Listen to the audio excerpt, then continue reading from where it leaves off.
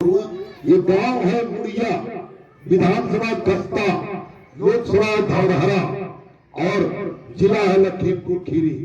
आज 8 फरवरी 2025। मैं आप लोगों से सवाल पूछता हूँ, आप अपने दिल पे हाथ रख के जो जवाब आपको समझ में आए वही जवाब दीजिए।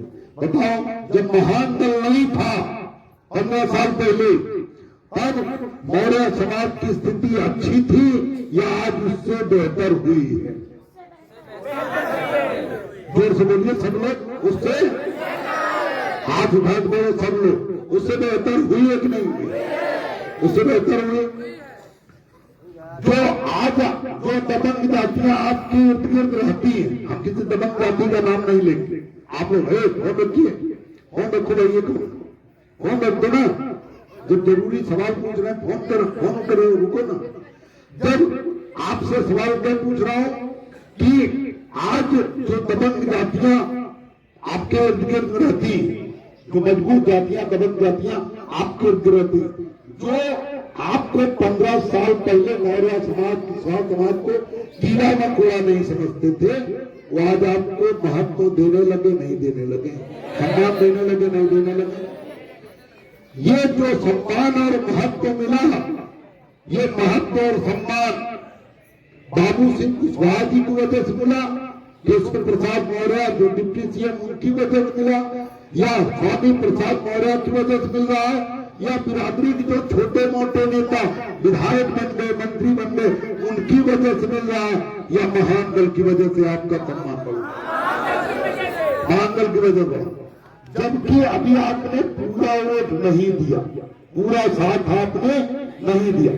आप सोचो, अगर आपने 2007 से, जैसे जाटव समाज अपने मुखिया के कहने वोट देने लगा, जैसे अपनी पार्टी पहचानने लगा, बिरादरी को उसने विधायक मंत्री छोड़ दिए, बिरादरी का कोई व्यक्ति दूसरी पार्टी से आया, जाटव ने उसे अपने घर पे खड़ा नहीं होने दिया।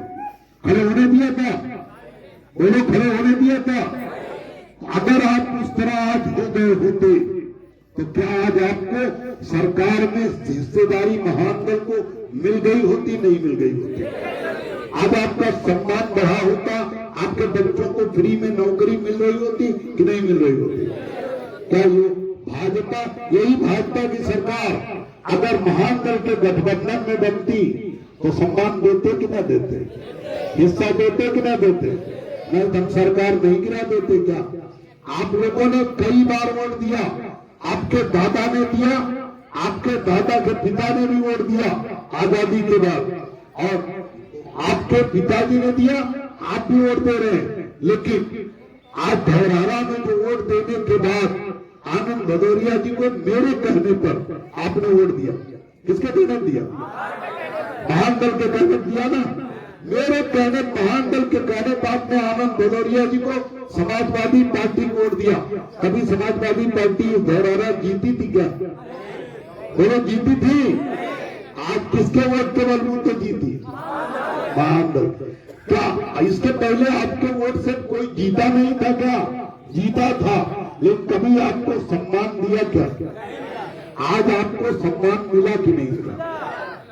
आनंद भदौरिया जी सम्मान दे रहे हैं नहीं दे रहे?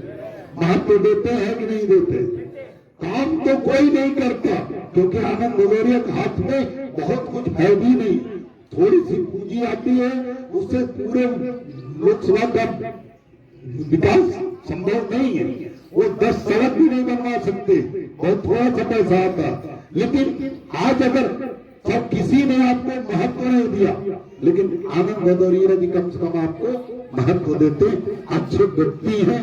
आनंद भदौरिया जी मुझसे भी मिलने अभी एक महीना पहले मेरे घर आगरा गए थे। मेरी बेटे की शादी, जो यही अभी शुरू में माई को एक सही कर रहे तो मेरे बेटे छोटे किशन भैया, उनके शादी हुई थी, उसमें आनंद भदौरिया जी बहू देखने गए थे। तो कुल मिला के आज सम्मान करते हैं। लेकिन मेरे भाइयों, जब आप वोट देंगे मेरे कहने पर, मैं कहा वोट दिलाऊंगा? कहा? गड्ढे में। कभी कभी वोट ऐसा मैं देने कह दूंगा जो आपको समझ नहीं आएगा कि इससे क्या फायदा हमारा, लेकिन उस वोट से जैसे समाजवादी पार्टी ने गठबंधन नहीं किया 2024, फिर हम समाजवादी पार्टी को क्यों दिलाए?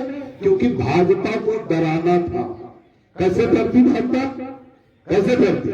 जब सपा को जिता दिया तो 75 सीट जीतने का दावा करके निकले थे भाजपा वाले, हवा में हो गए।